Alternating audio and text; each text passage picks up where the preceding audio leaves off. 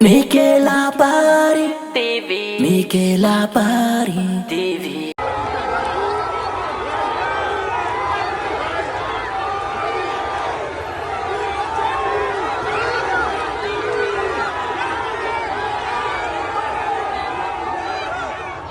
A ranar 6 ga watan Yuli ne shugabannin kasashen yankin Sahel za su gudanar da taronsu na farko a jamhuriyar Nijar, kwana ɗaya kafin ganawar shugabannin kungiyar ECOWAS a wani taro da aka gabatar a Abuja. Kasashen kamar haka, Burkina Faso, Mali da Nijar sun yi wa kungiyar ta yammacin Afirka karan tsaye tare da kirkiro a watan Satumba 2023 kungiyar haɗin kan kasashe Sahel wato AES. Kasar mu ta Nijar tana karɓan bakuncin taron farko na shugabannin kasashen AES wato Burkina Faso, Mali da Nijar a ranar Asabar 6 ga watan Yuli, in ji hukumomin Yamai. A cikin wata gajeriyar sanarwa da aka karanta a gidan rediyon Juma'a a ranar 4 ga watan Yuli, shugaban jamhuriyar Nijar wato Abdurrahman Chani ne zai karbi bakuncin shugaban kasar Burkina Faso wato Ibrahim Traore, haka zalika ma shugaban kasar Mali wato Assimi Goïta, inda za a tarbe su a babban birnin Yamai a ranar Juma'a, wanda shugaban jamhuriyar Nijar wato Abdurrahman Chani ya yi kira ga al'ummar kasar da su yi musu kyakkyawan tarba. Wannan dai shine karo na farko da mutane uku za su gana tun bayan hawan su mulki ta hanyar juyin mulki da aka yi a tsakanin shekaru 2020 zuwa 2023. Wannan kasashe uku dai sun ji wa kasar Faransa baya, wanda a da ta yi mulkin mallaka, da kuma kungiyar raya tattalin arzikin kasashen yammacin Afirka wato ECOWAS, da suke zargin cewa tana bibiya ga Paris da kuma ba ta goyon bayan su sosai wajen yakar masu jihadi. A farkon watan Maris ne kasashen Mali, Burkina Faso da Nijar suka sanar da kafa rundunar haɗin gwiwar da ke yaki da 'yan jihadi. A ƙarshen watan Yuni ne shugaban kasar Mali wato Assimi Goïta ya ba da tabbacin cewa haɗin gwiwa a cikin AES ya ɗauki hanyar rashin dawowa a yayin ziyararsa da ya kai a Wagadugu. Ƙasashen AES waɗanda ke amfani da kuɗin sefa sun kuma gabatar da ra'ayin samar da kuɗin bai ɗaya a cikin matsakaicin lokaci. To masu sauraron mu, za mu so mu ji sharhin ku akan wannan bidiyon.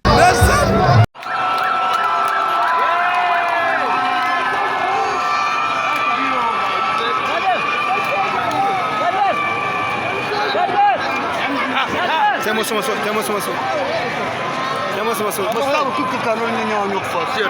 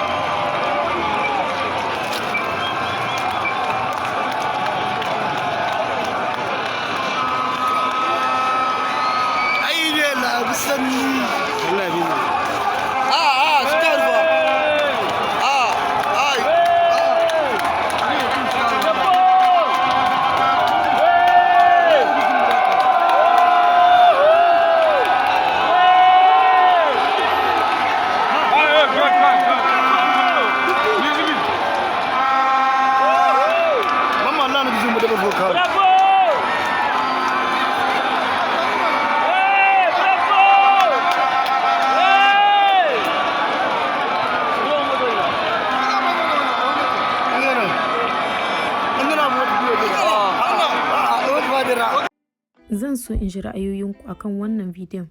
Idan shine zuwanku na farko a wannan tasha, ina mai gayyatar ku da ku danna mana wannan ɗan yatsa mai kalar shuɗi, sannan wannan maɓallin ja, sai ƙararrawa domin samun sababbin shirye-shiryenmu. Da haka nake ce muku sai an jima.